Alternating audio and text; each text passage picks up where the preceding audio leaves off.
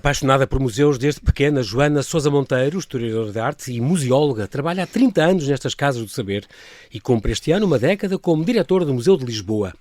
Que museu é este, com uma sede e 5 polos espalhados pela capital? Quando há 10 anos mudou de Museu da Cidade para Museu de Lisboa, foi só uma operação de cosmética ou mudou todo o paradigma? Que histórias conta este palácio setecentista onde está instalado?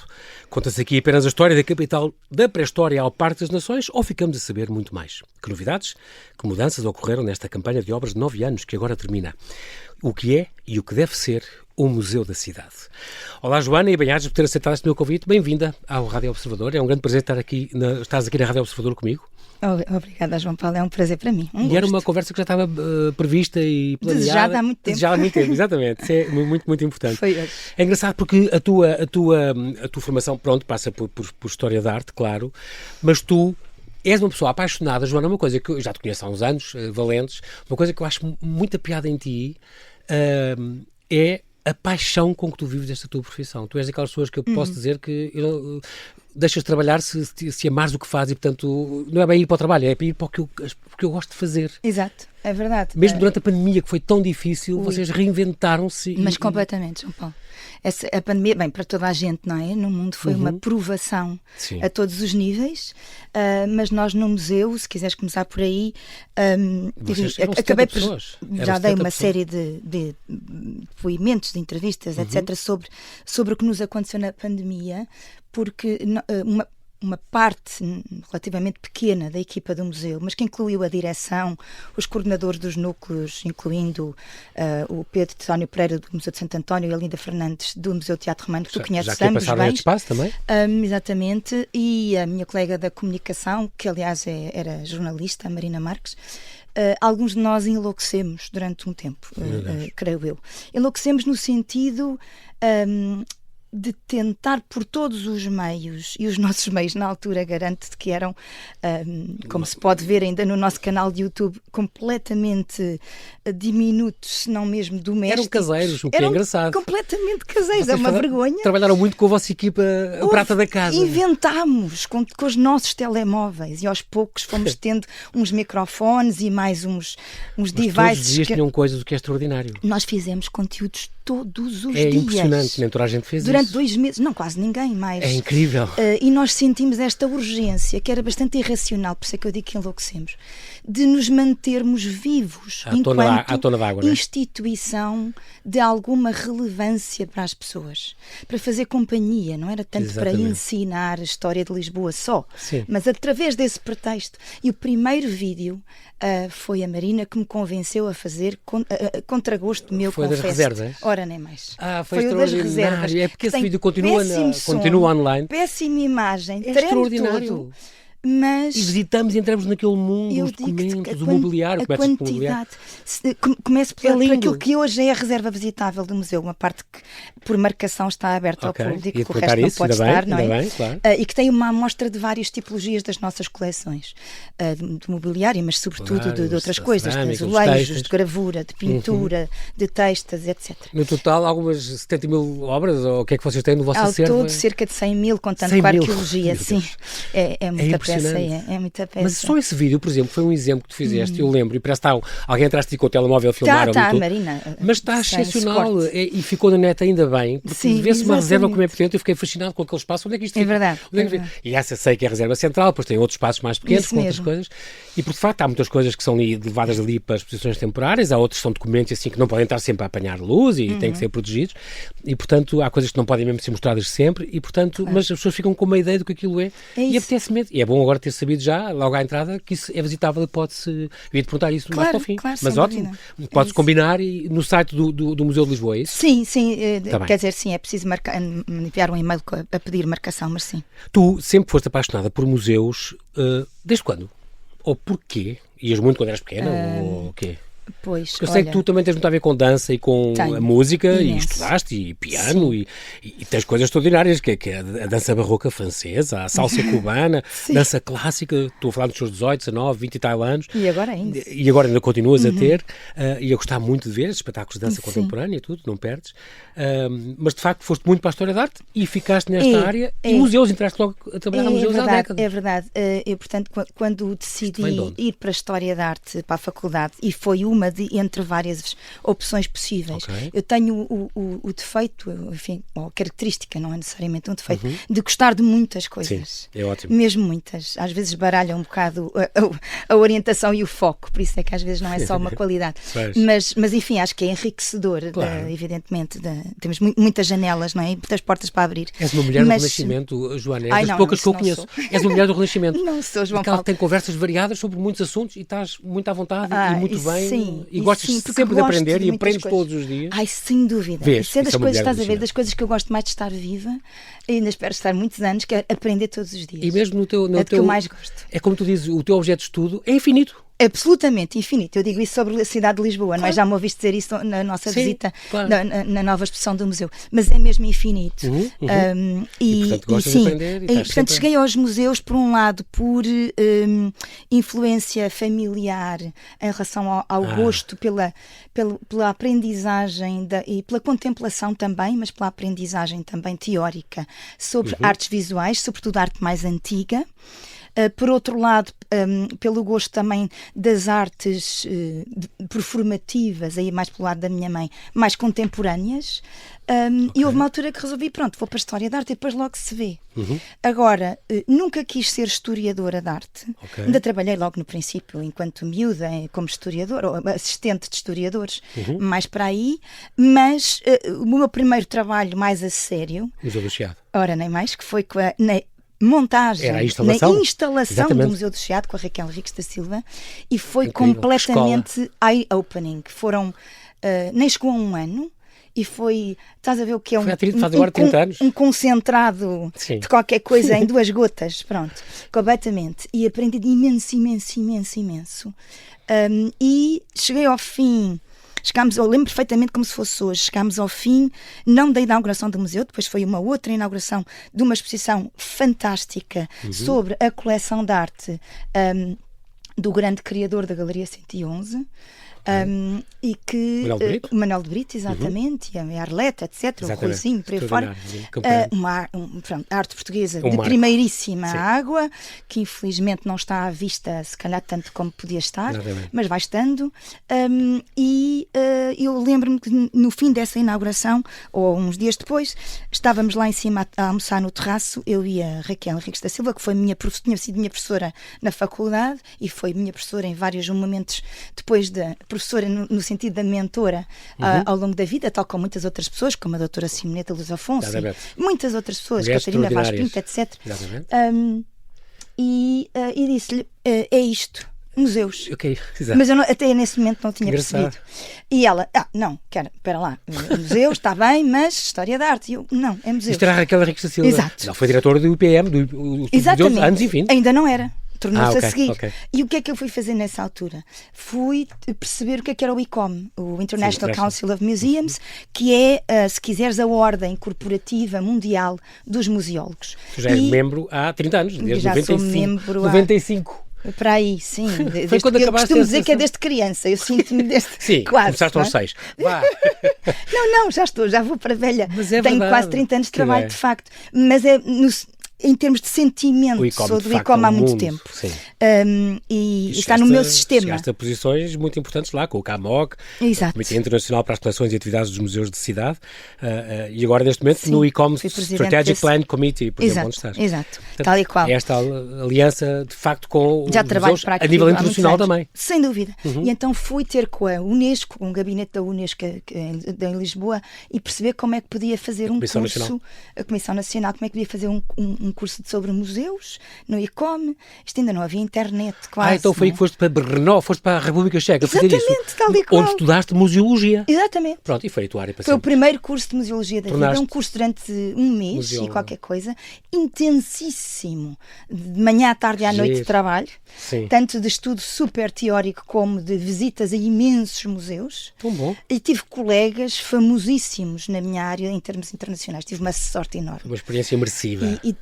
Quer dizer, e com aquela idade miúda, sem saber checo, nem alemão, nem russo, que era o que se falava ali, e sem internet, foi uma experiência, até mesmo em termos pessoais, completamente, enfim, especial, que me marcou. Voltaste de crítica de arte, entretanto, no seminário já escreveste dezenas de artigos de crítica de arte. Divulgadora de arte. Exatamente. Crítica propriamente arte contemporânea, anos 60, 70, 80, passaste pelo CAM, pela da Fundação Gulbenkian, tiraste uma pós-graduação em Gestão das Artes, no ISCTE, a ver com a economia, gestão de museus, é uma área, para mim, muito complicada e que está em constante mudança. É de facto esta gestão das artes. Tu é engraçado porque és uma gestora também, o Joana, é assim que eu te vejo. E tens esta, para mim, é outra paixão que tu tens. Além dos museus em si, o conceito de museu, que é só diferente de um depósito de coisas velhas para mostrar, é muito diferente disso, já vamos lá. É também, és uma gestora de equipas e gostas muito de participar e participas. Adoro. Os projetos, mesmo as exposições, coordenas, gostas de pôr as pessoas a fazer coisas, não é? Eu sou museóloga e gestora cultural, é exatamente sangue, é impressionante, o teu DNA. E aquilo que acabaste de dizer, João, tu que já me conheces há bastante tempo, é exatamente o que eu mais gosto de fazer, que é servir de motor de arranque. Estás a ver? Não é tanto eu estar necessariamente em todos os palcos, bem, como diretora ou presidente do comitê, não sei o que, acaba por acontecer, mas não é isso que eu mais gosto. O que eu mais gosto é de estar, é como se fosse, imagina, agora indo para minhas memórias emocionais artísticas, como estar uma peça num coro, num coro de preferência de boa qualidade, que também já me aconteceu há muitos anos. Agora estou sem voz neste estado de engripado, mas já não canto de jeito, mas já lá passei por essa fase. Mas de ser uma parte de um conjunto, também gosto de estar na posição de maestrina, sabes? Mas daqueles maestros que estão na ponta do coro e que quase não se dá por eles, mas depois o conjunto sai muito bem. Exatamente. Pronto, é exatamente mas isso que eu gosto. É que é de chegar às outras pessoas. E depois tiraste uma especialização em Economia de Museus, em Amsterdão, fizeste alguns seminários, estou a pensar neste também sobre gestão de museus, em Pequim.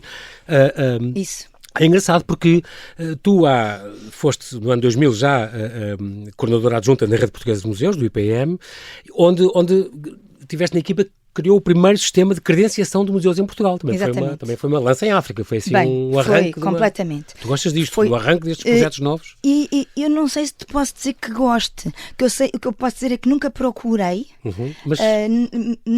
mas tem-me acontecido na vida. Calhou-te no colo. Estar em arranques de projetos completamente novos ou de remodelações estruturais. E normalmente tem-me acontecido ser chamada para esses papéis e eu dizer que não à primeira, porque me assusto. Pois, mas pôs lá a casa em ti e percebo o grau de responsabilidade e assusto-me. Mas tenho gostado de aprender, mais uma vez, são plataformas de enriquecimento, porque tenho tido a sorte de trabalhar com pessoas muito boas humanamente e boas profissionalmente, de maneiras muito diversas. E então essa foi uma experiência, desde o ano 2000, completamente enriquecedora também do ponto de vista pessoal. Mais uma vez foi, nesse caso, por convite insistente da diretora do Instituto Português de Museus na altura, Raquel Henriques da Silva, e Manuel Oleiro e outras pessoas muito boas que lá trabalhavam na altura. Sabe? E quem coordenava esse projeto era a Clara Camacho, com quem eu trabalhei esses 10 anos, quase 10 anos. 10 anos, sim, no IPM, Instituto Português de Museus e Conservação. Exatamente, depois foi mudando de nome, enfim. Em 2010, 2015, depois foste assessora da Catarina Vaz Pinto. Mas só para dizer, durante esses 10 anos, muito resumidamente, aquilo que me enriqueceu mais, para além do trabalho internacional que me começou a orientar muito também os meus objetivos, que depois são muito mais marcados em relação à evolução mais recente do Museu de Lisboa, que é a necessidade de estarmos inseridos no mundo, naquilo que fazemos no dia-a-dia, e que começámos por fazer trabalho de benchmarking básico, que é, noutros países, bons sistemas de credenciação de museus, onde é que funcionam, como é que fazem, porquê, o que é que está a correr mal, como é que avaliam, para que é que serve, etc. Muito e bom. depois adaptarmos. Fazes esse trabalho e Nós, também... eu só trabalho em nós, não trabalho em eu. Exato. E o teu museu de cidade também é este museu, um museu de cidade, como é o Museu de Lisboa. Exato. Também andaste a ver muito e a investigar muito. Imenso, João. Tiveste que andar para ver como modelos funcionam, o que é que eu posso fazer. E continuo. Uma parte importante do meu trabalho... É um objeto infinito. Exatamente, uma parte importante também do meu trabalho é estar tanto quanto possível com os nossos meios, que não são infinitos, muitos, sim. Nem nada que se pareça. Exato. Aí posso-te dizer sim, com muita dedicação e esforço. Mas quer dizer...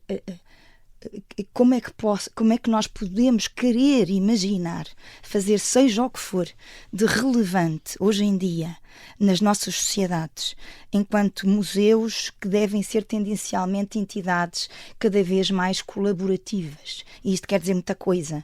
Instituições que aprendem, não é? Learning institutions. Não é que ensinam, é primeiro que aprendem e que ouvem.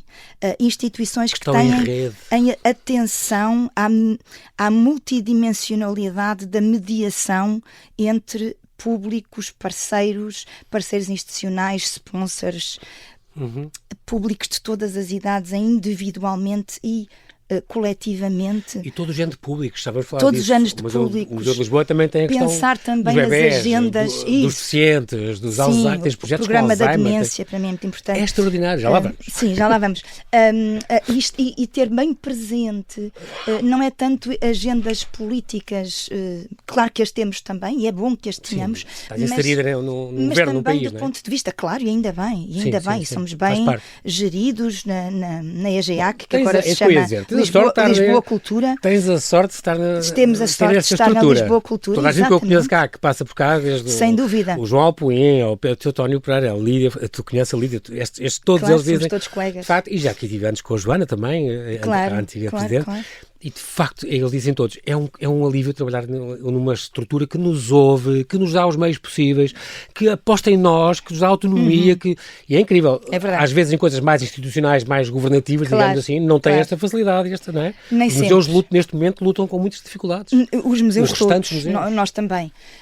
São dificuldades diferentes, mas sem dúvida nenhuma que é muito benéfico e nos dá um lastro de autonomia programática que é extremamente saudável e que tem frutos, não é? Tem frutos no trabalho, cada um à nossa maneira, cada equipamento da EGEAC, mas sem dúvida com benefícios para os públicos, que é esses que temos que ter em conta, porque o que nós fazemos é serviço público, o estarmos nesta empresa pública, ainda que regida por direito privado, e ainda bem, e com receitas de fontes mistas, e que tem uma tutela integralmente autárquica da Câmara Municipal de Lisboa, relacionada diretamente com a variação da cultura, naturalmente, e com a presidência.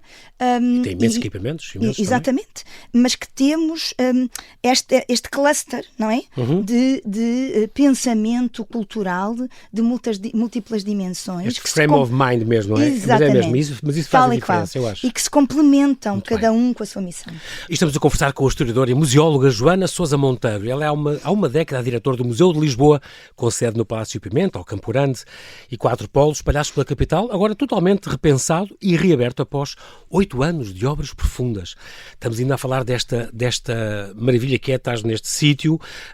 Estou a falar do papel dos museus hoje, que mudou muito, o serem, como tu dizes, canais de entretenimento informado, mas principalmente vias de promoção do reconhecimento da diversidade cultural, da sustentabilidade global, do bem-estar das pessoas. Isto é muito importante, eu sei que isto para ti também são bandeiras importantes. O museu como serviço público, esta educação pela arte. É para isso que serve o museu hoje em dia? É muito, pois a tónica nesta educação pela arte? Porque, como tu dizes, mais como é que é? Melhores museus, melhores pessoas, melhor mundo. Isto é verdade? Eu acredito piamente que isso é verdade. Soa mal assim, não é? Parece um slogan publicitário, mas é mesmo aquilo em que eu realmente acredito. Exato, isso nota-se. Pois, não só acredito porque sempre acreditei, mas também acredito porque observo que assim é. Constatas diariamente. Constato diariamente, exatamente. E mais do que eu, quem constata diariamente são os nossos colegas no nosso Museu de Lisboa, mas obviamente em todos os museus do mundo, que têm uma preocupação de estarem atuantes na contemporaneidade, independentemente se o museu é sobre pré-história ou antropologia, senão, é indiferente. Nós devemos estar sempre atuantes hoje. Uma pinacoteca. Ou o que seja. Somos atuantes hoje a pensar no amanhã. Senão isto depois não faz sentido. E mais do que educadores ou de essa questão da aprendizagem através da arte, que não é bem só da arte, é através de patrimónios, não é? De patrimónios que se relacionam com a memória coletiva e com a memória individual. Claro. É mais isso.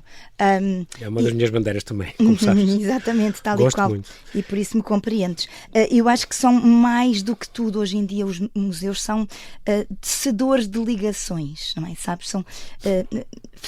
Construímos ligações entre passados e futuros, e através dessas conexões em perspectivas diferentes, e as perspectivas diferentes multifocais, até convém que não sejam só perspectivas de umas mesmas opiniões. É muito bom quando nós conseguimos a diferença, quando conseguimos demonstrar opiniões diferentes sobre os mesmos temas, claro. E abrir cabeças, não é? Claro, nós não devemos canalizar uma opinião.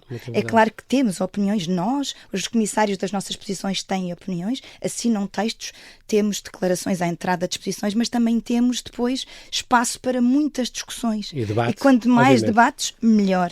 É engraçado falar nisso, porque essa diferença, essa diversidade, porque de facto, e estamos a falar já de Lisboa, e vamos aterrar no teu museu, como as migrações nos mudaram. Esta Lisboa africana, Lisboa judaica, Lisboa árabe, antiga, mas também é uma cidade hoje em dia multiétnica, multirreligiosa, multicultural. Este cultural clash, como tu uma vez já escreveste, ou falaste numa conferência, como Lisboa acolhe novas chegadas e se mantém fiel à sua peculiar personalidade. É extraordinário isso, é um esforço. Absolutamente. Mas tu mostras isto nesta exposição nova de longa duração. Exatamente, tal e qual. É isso. E nós dizemos aquilo que tu acabaste de dizer habitualmente aos nossos públicos. Eu faço isso sempre nas minhas visitas guiadas. Nós todos fazemos, porque isto de agora falarmos em 2024, 25, desde hoje, no multicultural, na diversidade, no multiétnico, no multirreligioso, já é habitual, mas Lisboa foi sempre. A questão é que fomos sempre, não em todo o Portugal, mas na nossa mancha urbana lisboeta, desde tempos imemoriais. Desde que Lisboa é Lisboa, podemos remontar à época romana, para a origem e fomos fundados formal. Há 3.000 anos, que é extraordinário. Fomos fundados pelos fenícios, romanos, mas desde os romanos como cidade, não é? Município. Podemos vir daí, depois, enfim, Reino Cristão, 1147, etc. Fomos sempre uma mistura, não é? Uma mistura. Uma mistura de... Bem, eu acho que todo o planeta Terra, a raça humana é sempre uma mistura, e a cultura assim o demonstra. De agora apareceu este novo livro sobre uma história do mundo através da cultura, do Puchner, não é? Que é exatamente sobre este assunto. E sem dúvida que os museus são bons sítios para demonstrarem ligações surpreendentes entre passados e o futuro. E é destes dois planos, entre os passados e o futuro, que nos devem aparecer ideias novas sobre o tempo presente, que nós todos, cada um à nossa maneira, vamos construindo minuto a minuto, de modos completamente diferentes. E como é que fazemos isto? Fazemos isto através, se quiseres, da maneira mais tradicional, da aprendizagem, não é? Nós todos aprendemos, não estou só a falar de público escolar, da aprendizagem através do confronto com conteúdos patrimoniais, mas também da exposição a histórias que contamos em exposições. E micro-histórias, como tu gostas de contar. Eu tive a sorte de fazer uma visita guiada contigo e, de facto, há ali o documento que assinala a ordem do para o primeiro tiro. Não te esqueces dessa. Não, isso é giríssimo. É muito giro. E o próprio documento está emoldurado com o lápis onde foi escrito e assinado a dizer podem disparar o primeiro tiro. E assim começou a República, o primeiro ataque ao Palácio dos Reis de um barco, de um navio militar da Barra de Lisboa. É extraordinário. Há estes pequenos pormenores e os quadros, as pessoas que estão presentes nos quadros, o Dirk van Stoop, quem está lá, o embaixador em Inglaterra, o embaixador extraordinário, a Rainha Catarina II. Há as vossas peças contam micro-histórias. E o senhor africano vestido de nobre ao lado exatamente, da Ordem de Santiago. Personagem que pensamos que seja o futuro Afonso VI. E as calhandreiras e as não sei quê. As questões da descolonização. Há bocado eu ia falar nisto nas agendas, depois falei mas bem que na o teu museu EGEAC, é muito engraçado isso, porque não é só aquela coisa leve. Não, o nosso museu não é uma coisa historiografia do Estado Novo, das fases bonitas e boas e pujantes de Lisboa. Sim. Tem também a Sala Escura, onde se fala da Inquisição, é extraordinário esse espaço.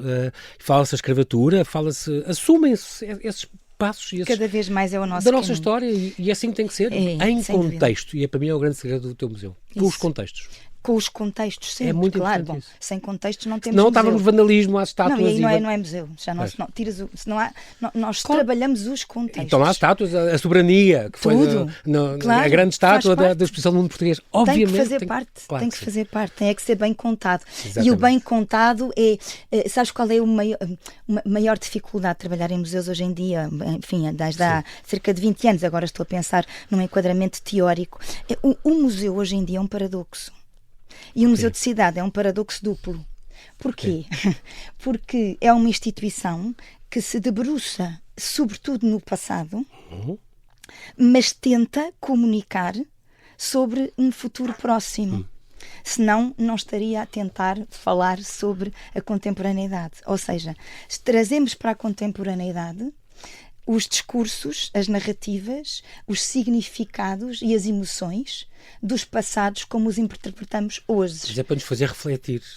Sem passado não há futuro, não é? Portanto, exatamente. Eu acho que nos ajuda a pensar o que nós fizemos, como fomos isso. E como é que podemos ser hoje, como é que podemos melhorar. E o Museu de Cidade, que é um fenómeno internacional. Sim, é uma coisa que começou há umas décadas, não é? Começou há umas décadas, exatamente, na transformação de museus antigos, de história das cidades, que muitas vezes eram, como o nosso também era, museus de arqueologia e artes decorativas. Exatamente, só. E agora não tem nada a ver. Os museus de cidade dos últimos 20 anos que andam por aí na Europa, um pouco Estados Unidos da América, enfim, e alguns de outros sítios também na Ásia também. Exatamente, e que, enfim, eu tenho tido a sorte de poder estudar e ter muitas conexões. E tu acompanhaste essa grande mudança, até foi quando entraste, mudou do Museu da Cidade para tu dizias que cidade, há mais cidades em Portugal. O Museu da Cidade é um título que nunca devia ter existido, que não quer dizer nada, não é? Mas, e lá fora estava a acontecer isto também, o Museu de Helsinki, o Museu de Moscou, o Museu de Londres. Isso mesmo, o de Londres foi o primeiro e depois, exatamente. Boa, já sabes imenso disto. Não, porque eu também gosto de visitar museus e, portanto, é isso mesmo. Uma coisa que mudou o paradigma, de facto.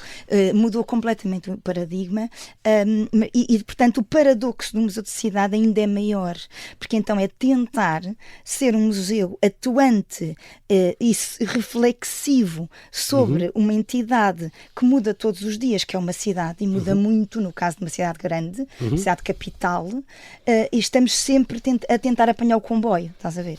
Estamos sempre a mudar, tentar apanhar o comboio e falar para as pessoas de hoje também, sem esquecer os patrimónios. E, portanto, temos as nossas exposições permanentes, de longa duração, sobre as histórias e as coleções para nós, nos vários núcleos do Museu de Lisboa, que são mais significantes e significativas, sobre as múltiplas dimensões e, digamos que, as várias camadas arqueológicas, entre aspas, não é? Metaforicamente falando, da história de Lisboa, mas também sentimos necessidade de estar a aprender e divulgar através de nós cada vez mais, por exemplo, a identidade dos bairros do Saal, Lisboa, por exemplo. O problema da habitação, fala-se muito hoje em dia, não é? Tivemos este ano passado um programa chamado O Problema da Habitação, precisamente. Nós fazemos imensos percursos para além das nossas exposições em Lisboa. Pois, isso é importante também. Estão sempre Vamos ao vosso site do Museu de Lisboa e todas as semanas? Olha, já apareceu, foi lançado agora no final do ano o programa de percursos para 2025 todo, inteiro. Então está no site, as pessoas podem se inscrever. Até dezembro de 2025, boa. Sim. E é bom que se inscrevam com antecedência porque esgotam normalmente sempre. Exato. Exatamente. E não fazemos mais porque não temos equipa para mais. É um museu que sai de portas e que mostra a Lisboa que está aí. Porque o nosso objeto de estudo é esse. Está lá fora, não é? Exatamente. E então é essa dualidade paradoxal de andar sempre para a frente e para trás. Conhecer melhor os bairros esquecidos, não é? E às vezes os bairros esquecidos ou menos queridos não estão só... também é a Cova de Amor, esses que nós ouvimos nos jornais, mas há muitos outros que não aparecem nas notícias. No museu está aos Celas, por exemplo, a Zona I, por exemplo, é um dos exemplos. Exatamente, olha, que está na nossa exposição, exatamente. Temos também também aprendido com agentes especializados em sociologia, antropologia, em ação social, que nos têm ensinado a descobrir outras Lisboas que nós temos a obrigação de aprender e de servir de espaço institucional seguro, de liberdade, de reflexão, de discussão e de conhecimento. E como é que nós fazemos isto? Pela aprendizagem, mas também pela diversão. É muito importante podermos ser uma instituição que não é chata. Não é uma seca, diriam os adolescentes. Não é uma grande seca. Têm-me dito que a nossa nova exposição de longa duração da sede do Museu de Lisboa, no Palácio Pimenta, não é, têm-me dito adolescentes, não é uma seca. Quando me disseram isso, já ganhei o dia. Exato. Que bom. E de facto, porque contando histórias, não assambarcamos as pessoas com excesso de conteúdos. E também temos eventos de entretenimento assumido, como o baile barroco, o carnaval temático relacionado com a história de Lisboa de uma maneira ou de outra. Tem coisas para bebés recém-nascidos e famílias. Temos programas para recém-nascidos e famílias. Tem uma coisa de inclusão, o museu e a inclusão, a ver com fisioterapia ou com demência também, não tem? Temos. Fisioterapia, tivemos um programa de longa duração, de uma série de anos seguidos, com uma fisioterapeuta especializada em bebés. Então tínhamos uma sessão só com bebés recém-nascidos e depois para terem que ver com a história de Lisboa para as mães e pais, enfim, a família mais próxima, que eram também momentos de bem-estar, lá está. Tal como o programa da demência. Gosto muito, sabes porquê? Porque cada vez está mais provado, até do ponto de vista da economia, que o valor económico que os museus hoje em dia têm, para além do seu valor financeiro mais imediato, nos casos apenas dos museus excepcionais, não é de qualidade excepcional, é de impacto excepcional, a nível internacional, são muito poucos, que trazem hordas de turistas e, portanto, têm um cash flow significativo, está provado por economistas de cultura que são especializados nestes assuntos há 1 ou 2 décadas, que o maior benefício económico dos museus para o mundo e no nosso país não é só a economia diferente. local, é a economia global também. Também global, mas os maiores benefícios económicos locais, depois com externalidades que podem ser tornadas nacionais e internacionais, está ao nível do bem-estar. E é mais correto dizer bem-estar do que saúde. Mas o bem-estar tem implicações na saúde física e na saúde mental especificamente. E não estou a falar para pessoas com necessidades específicas só, nem para pessoas com qualquer situação de doença, mas para todos nós. E imagina tu que está comprovado por ingleses e por americanos. Nós cá, infelizmente, não temos capacidades de diagnósticos, nem de estatísticas, nem de estudos a esse nível, mas bebemos as de quem consegue fazer isso, que ir regularmente a museus ajuda muito na poupança, na saúde, na fatura da saúde. Mas aqui é mesmo. Claro. É fácil, é dinheiro. Está mesmo comprovado, claro. Imagina tu. Já existem algumas pequenas experiências do chamado social prescribing, nomeadamente pela Manicômio e outras instituições. Trabalhou aqui no Gil de Matos, exatamente. Exatamente, mas de facto o nosso programa chamado Marcar o Lugar, com o Museu de Lisboa, que foi feito no início em parceria e continua com o MAT e com a Acesso Cultura, e neste momento já existe uma rede informal de museus em Portugal. Boa. Ainda somos muito poucos a trabalhar em continuidade com pessoas com demência, em princípio Alzheimer, mas não exatamente. Só. Continuamos uma parceria de aprendizagem com a Associação Alzheimer Portugal e com a Universidade Católica. E temos grupos de poucas pessoas de cada vez, tanto grupos que começam, que se iniciam nas primeiras sessões, 6, 7 sessões, até 8, e depois há outros grupos de continuidade. Ainda fazemos muito pouco, porque lá está, somos muito poucos para... quer dizer, temos uma equipa ótima, mas não conseguimos chegar a tudo, não dá? Claro. Mas é absolutamente comovente, digo-te, poder perceber que já contribuímos com alguma coisa, com algum fator positivo, é gratificante. Não só para aquelas pessoas e os seus cuidadores que trabalham em conjunto com os nossos mediadores, e em duplas, e às tantas como grupo, no ganho positivo de emoções, de autorrespeito por si próprio e de memórias reativadas. Joana, vamos assim fazer alguns flashes, nós temos 3 minutos, alguns flashes de coisas importantes, nomeadamente uma coisa que eu gostei muito deste teu novo, teve grandes obras, desde 2016 que se fazia, começou-se posterior, depois todo o piso térreo, depois agora o primeiro andar, estão cerca de 300 peças expostas, mais de metade, cerca de metade, é a primeira vez que são mostradas até, o que é muito importante. Ganharam mais um século de história, porque isto acabava tudo no século XIX, se não me engano, e agora vai até ao Parque das Nações, portanto, a última grande transformação urbana de Lisboa. Uma coisa extraordinária que eu achei, foi estas gavetas por baixo das vitrinas com mais informação, portanto, há várias camadas e vários níveis de conhecimento, quem tem tempo, quem pode, quem quer voltar e saber mais, pode puxar estas gavetas assim, sem subcarregar as paredes ou tapar os azulejos, o próprio palácio é muito bonito, pode saber mais, o que é muito importante. Há estas duas figuras, o António e a Júlia, que vão mudando de identidade, vão mudando de época, e também ajudam os mais novos a terem contacto com as diferenças na história de Lisboa e a evolução da história de Lisboa. As reservas já falámos aqui. Diz-me 1 ou 2 tesouros que tu tenhas no teu acervo que estejam agora visitáveis e que se calhar não estavam. Ou que estavam, mas que ressalta-me 1 ou 2 coisas que dizem, olha, esta peça é extraordinária e nunca vi nada igual no mundo inteiro, tu conheceste muitos, e de facto eu diria que é das minhas preferidas. Quando eu passo lá, o meu coração salta um pouco. Estás a escolher porque tens muitas, eu sei. Eu conheço-te. Mas assim, uma que as pessoas, quem não conhece, não perca isto. Agora é que me travaste. Algum quadro, alguma maqueta. Aquela do Arieiro é linda, do Cristina Silva. Tu lês-me o pensamento, isto é terrível, João Paulo. Porque o Cristina Silva fez aquele projeto do Arieiro e está lá aquela maquete rosa. Eu acho pode que ser lindo. 3? Pode. Então, mas resume tu já falaste neles 2. Em 2 deles. Então, 30 segundos. O nosso quadro do Dirk Stoop, que foi um grande pintor alemão, peço desculpa, holandês. O Terreiro do Paço. Do Terreiro do Paço. Não tanto por causa da... Bem, é uma excelente pintura, mas não é tanto por causa da excelente pintura, é por causa da iconografia, que mostra um momento...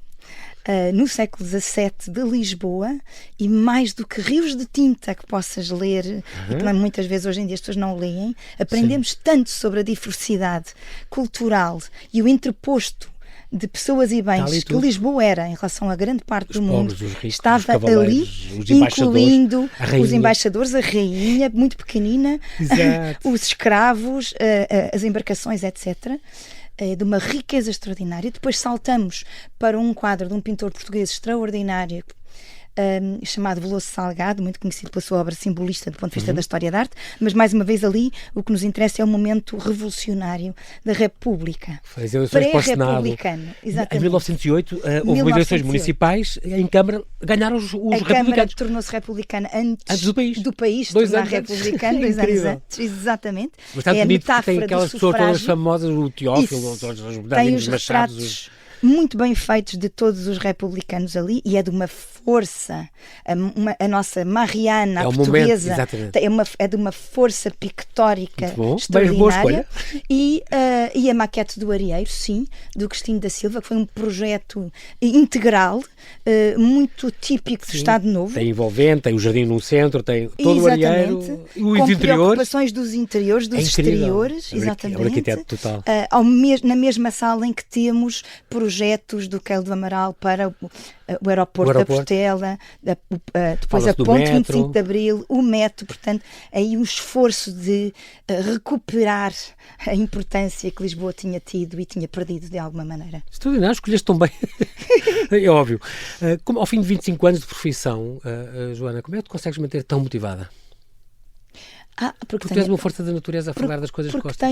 Porque tenho a sorte de trabalhar num tipo de instituição que não me enriquecendo, quer dizer, escolhemos a cultura, não é? Portanto, estamos a falar não de riqueza financeira, mas de uma riqueza cultural permanente. Ou seja, trabalho num sítio em que tenho a sorte de aprender todos os dias com os colegas, com os públicos, com os desafios que me impõem a mim própria e que outros me impõem, com dúvidas, com mudanças de opinião. Quantas vezes? Tão bom. E, portanto, há um futuro permanente, sabes que tem sempre canal por onde ir para poder ser melhor pessoa e fazer melhor.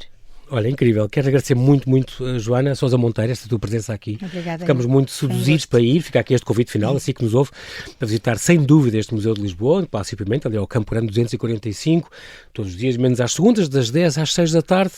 Não perca esta renovada, porque é de facto um edifício todo renovado, e um contexto, e o interior, e o acervo todo renovado, que vale a pena conhecer para se sentir melhor, para este bem-estar que se falou aqui, tão importante, e que é uma das cruzadas da Joana, sem dúvida. Muito obrigado, Joana, bom ano. E obrigada, eu, bom ano, João Paulo.